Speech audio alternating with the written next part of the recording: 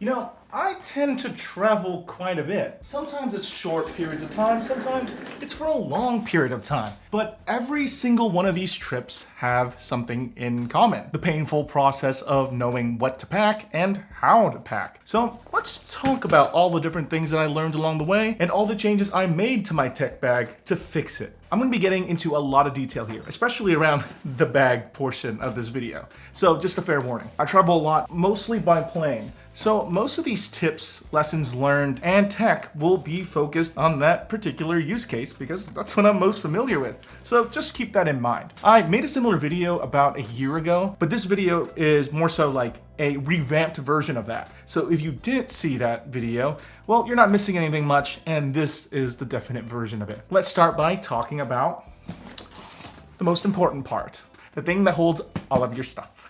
Your backpack. What I'm using for myself is this Peak Design 30-liter travel bag. The nice thing about this bag is there is one giant compartment for you to stuff all of your stuff into. So there is a nice sleeve for you to fit your laptop or tablet and some smaller pockets in the front of this bag so you can store some of your cables, your wallet, keys, whatever you need to be easily reached. What your preferred backpack ends up being doesn't necessarily matter, so don't feel like you need to buy this particular backpack because some YouTuber has affiliate links to all the products mentioned in this video down below. But there are a few things you really should aim for that makes your travel experiences more comfortable. So if you are searching for a backpack, something that I would heavily consider is getting a bag that's 30 liters or smaller if you want any kind of legroom while sitting on a plane. And the bag should also be versatile to do what you need it to do. So what I search for in a bag is something that has a lot of pockets for all the small stuff, but also has a large cavernous space for big things like clothes, cameras, tech, and toiletries. Oh, and bags with good shoulder straps, because the last thing you want to deal with on a 2 a.m. flight is to be tired and carrying a heavy overpacked bag that makes you sore. Also, you probably want a bag with a luggage pass-through strap. This lets you rest your shoulders and just slide your backpack onto your carry-on luggage, which makes navigating through airports and grabbing your stuff so much easier. Like when you're sitting at a gate but don't want to take up another seat, you can just put your bag on top of your carry-on without worrying about it falling over or forgetting about it. There have been numerous times where an inconvenient bag makes travel a pain, not just for you, but also the people you're traveling with because, well, they're waiting on you. Then to go along with your backpack, you need a good, trusty carry-on. But there are pros and cons to every type of carry-on out there. Like for example, a duffel bag or big backpack is great for accessing stuff you need quickly, but is a pain to carry with you to your destination, especially when you have a backpack as a personal item with you already. Soft and hard shell roller bags are harder to access while you're traveling, but provide a nice large space to put all of your junk. And when you're in a scenario where you can't find a table at the airport, I've had success at using the top of my hard shell carry-on as a makeshift desk for my laptop. By default, even though they don't provide a ton of pockets for stuff, I mean, that's what backpacks are for, instead I can break down the inside of this roller bag, this large space, with packing cubes. Packing cubes can help you compress your clothes down and make them easier to pack. They help you organize your clothes into their own little ecosystem and makes it easy to separate clean and dirty clothes to get ready for laundry. So I personally use these Peak Design packing cubes because they have a zipper to help me compress or expand the packing cube with my clothes inside, and they have a dedicated side specifically for dirty laundry. Although you can accomplish the same thing with other packing cubes by just carrying 2 different cubes. These things come in different sizes, but typically I find that I can fit a small one and a medium one on one side of my carry-on, leaving the other side of my carry-on luggage for other things, like a toiletry bag.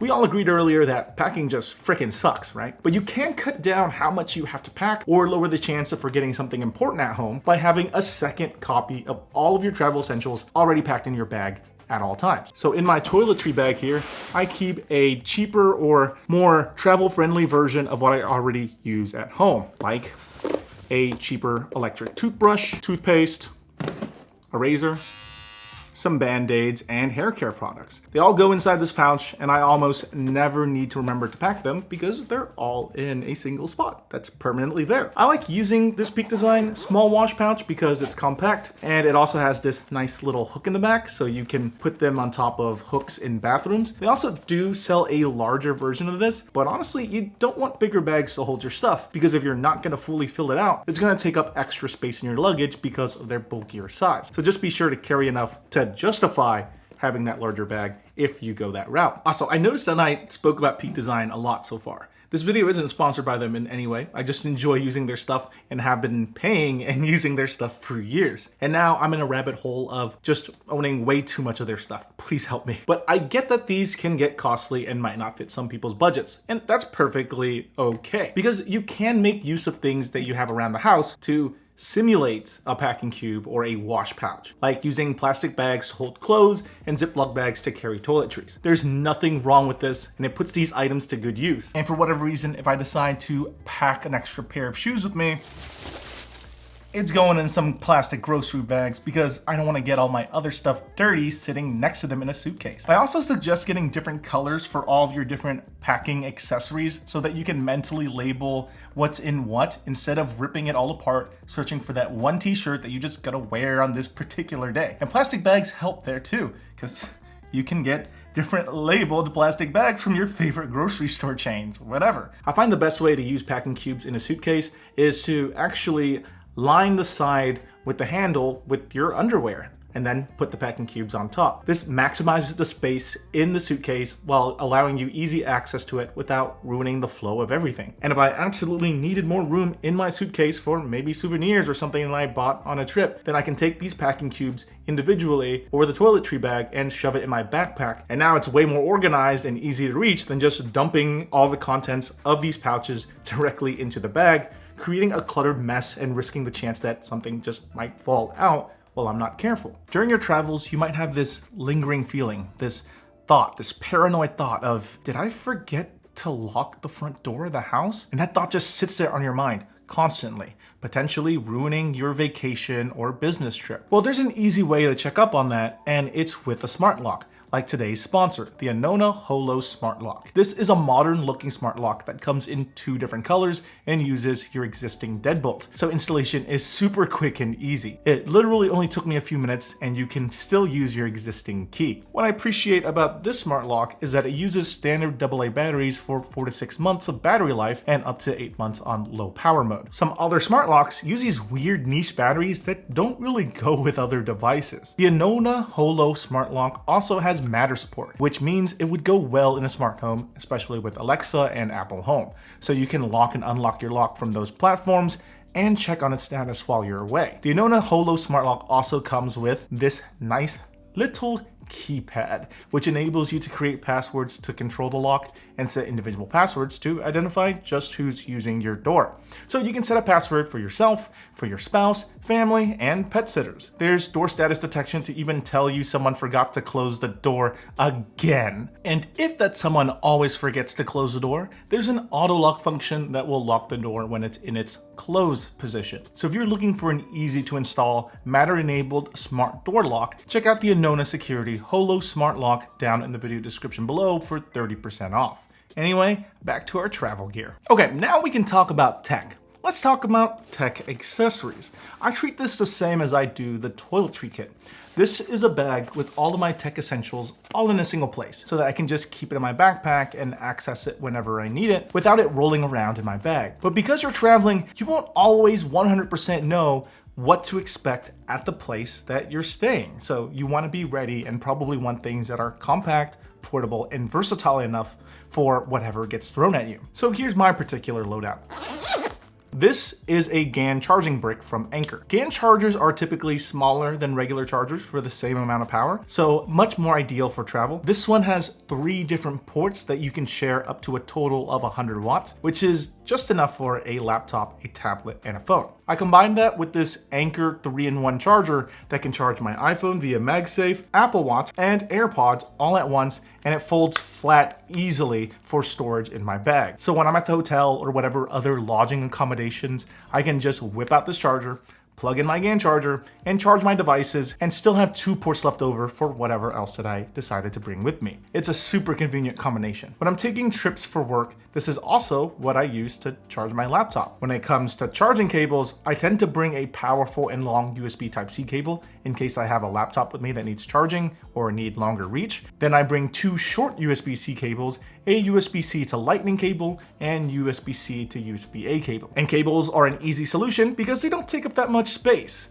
But they can also be a mess if you're not keeping them organized. So don't just take them and toss them in your bag. Keep them tied down or in an easy to reach space or in a small little pocket. From there, I keep other tech essentials in here, like this MagSafe battery bank. Why a MagSafe battery bank in particular? Well, it gives me options. And as an indecisive person, the more options that I can get from a single device, the better. I can slap it on my phone and just use it as I walk around, or plug it in for faster speeds if I'm just sitting down and taking a break from my activities. Wireless charging normally isn't all that great. Your phone barely charges and it gets hot. MagSafe makes it better, but there are different types of MagSafe compatibility that I talk about in my MagSafe accessories video. But basically, this Anker MagSafe battery bank in particular has Qi 2 support, which means faster charging and less heat versus older Qi 1 chargers. From there, I also keep an external SSD and some SD cards in here just in case. You just never know when you need more storage. Maybe you're taking a lot of photos on your nice little vacation. The bag that's housing all of this is, again, the Peak Design Mini Tech Pouch. Before this pouch, I used a Bellroy pouch because I liked how flat it was and how well it fit in my bag, but I like this one a little bit better because it holds roughly the same amount of stuff and is roughly the same size, but this one's water resistant, so I don't mind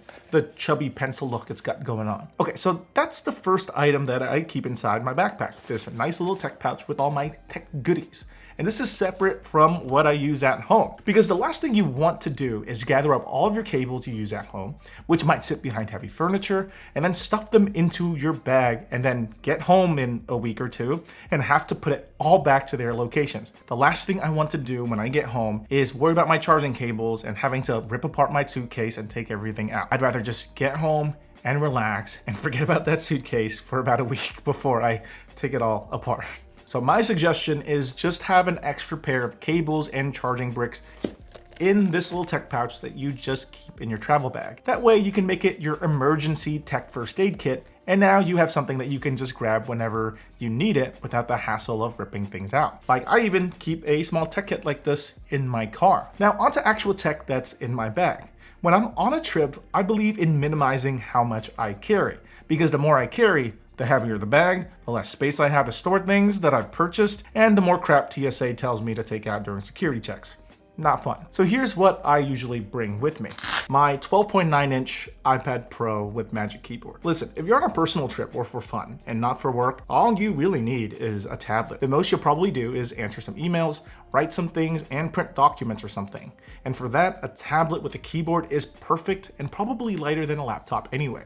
If you do need to print things, most hotels will gladly print things for you if you ask them nicely, or they'll ask you to use one of their business center computers. What I'm trying to say is you'll be okay with your computer. Also, if it's a personal trip, why are you bringing your work computer? We're trying to avoid work. Maybe there are things that you need to access your computer for that you just can't do on an iPad. Well, if your computer is plugged in at home or as a desktop, you can use remote desktoping software like Jump Desktop to access it from your iPad. I do this pretty often and it works well enough even on using cellular data plans. Will it be completely seamless? Absolutely not, but it's enough to do exactly what you need. Just don't expect getting like hardcore video work done on this or some crazy powerful performance hungry task done. Also, tablets around 11 inches work great on planes. You can connect your tablet to the airline's app to watch their offerings of TV or movies, or download your own shows and movies beforehand to watch on the plane on your own screen and with your own Bluetooth headphones. This makes your flight a lot more pleasant than holding up your phone to watch whatever you're doing. Just make sure that your app is updated for the airline that you're flying. I used to bring game consoles with me on most trips, like a Nintendo Switch, But over time, I realized that I didn't use them enough to justify taking them with me most of the time. If I only use them for like 2 or 3 hours on a week-long trip, then I can get by without them and save space in my bag. Though if I'm desperate for some gaming or I know I'll have a lot of downtime, that's when I would decide to bring my Nintendo Switch or my ROG Ally or a PS5 controller to hook up to my iPad for mobile gaming or game streaming. Besides that, if I'm on a sightseeing vacation, I bring a dedicated camera with me. My go-to is still the Sony a7C because it provides all the benefits of a full-frame camera into a compact package, and because I didn't want to pay to upgrade to the a7C II. It takes great photos already, but I really should be spending some money on getting some more compact lenses. All of mine currently are too bulky for just a vacation day. I mean, just look at this thing. This isn't very portable or compact. If you are bringing your camera with you on a trip, I do suggest that you bring a small camera sling to carry all of your camera gear and other stuff while you're walking around. It also makes the perfect thing to hold your camera equipment inside of your luggage or inside of your backpack. All I do is I take my camera, I put it in the sling, and then I put it into my backpack so that it's well protected. I just personally don't trust how carry-on luggage are treated, especially for something as delicate as camera glass. All right, so in my pockets, besides my phone, wallet, and keys, are AirPods Pro 2. Now, noise-canceling headphones or earbuds, at least to me, are an essential part of travel, and the AirPod Pro 2s are my go-to because they're so well-rounded as wireless noise-canceling earbuds. They're just so portable and convenient. But if you're on a long plane ride or want the absolute best noise-canceling, get some full-size noise-canceling headphones like the Sony WH-1000XM5s and the Sonos Ace. Those will cancel noise way better than these, but at the cost of being a lot more inconvenient to put on, costing way more, and takes up way more space in your bag. But that's the price you pay for performance. Space. Okay, so we're getting pretty close to the end of this video, but there are some small little bonus miscellaneous stuff that you might find helpful during your journeys, but might not all be completely tech related. But to be fair, it kind of feels like half this video hasn't been tech related. In every backpack that I own that I frequently use, all my luggage and my sling bags, I keep air tags in them. They work great in finding your items in a hurry, and I do end up using them just to make doubly sure that the bags are in my ride with me. Also, if you do ever forget where your bag is, you just press a button and now you know where it is. Super handy. Not gonna lie, buying an individual AirTag is kind of pricey, but they do go on sale pretty frequently, and you can often find a pack of 4 for like $80. Having that peace of mind that your bag is with you is great to have if you get paranoid like I do about forgetting your stuff. Also, don't forget to bring an insulated water bottle. That way you can enjoy your drinks hot or cold. I really like the Zojirushi mug, and this is what I normally use for my hot coffee. But I've also been trying a bunch of different insulated water bottles, but I feel like this trend of insulated water bottles changes like every 2 years, and then there's just another one. So the one that I've been consistently using and one that I've always used is my handy dandy and trusty Zojirushi mug. But really, let's face it, it's a freaking water bottle. Find one that suits your needs and just use that. If you have a smartphone that's paid off with your carrier so that it's unlocked and you're planning to travel internationally soon, check to see if your phone has eSIM support. eSIM support lets you buy a cheap data plan from services like Airlalo or Ubiji as a second line on your phone. This means you can use international data plans on your current phone without relying on hotspots while keeping your existing number on there as well. This was a lifesaver during my last trip to Japan, and data was fast enough to do everything I normally do without an issue. I can't recommend it enough. All you have to do is get on one of these sites, pick out a one-time plan, order the plan, and download their eSIM onto your phone. It's that simple. I can't recommend it enough. Okay, this last one is kind of like a duh kind of suggestion, but jackets come in handy so much. Not because it keeps you warm or dry from the weather, but because they provide pockets. When you're traveling for business or leisure, there's just so many times where a jacket gives you all the flexibility to hold all the random receipts people toss at you, train or bus ride tickets, and all the foreign currency in your pockets. So if it's a nice, cool, or rainy day, a jacket with zippers just makes traveling so much more convenient. All right, so those are all the travel and travel tech tips that I've picked up over the last few years of traveling for work and just traveling for fun. They've helped me quite a bit, and I feel like it's not perfect yet, but I do hope that all the information that I've provided you ends up helping you in some way. And if you have any cool tips or tricks that I didn't mention in this video that you think everyone, including me, would find useful, leave that down in the comment section below. And I'd like to hear from you. What was the best travel tip that I provided in this video? I'd love to hear all those thoughts down in the comment section. And well, I'll see you all next time. Bye.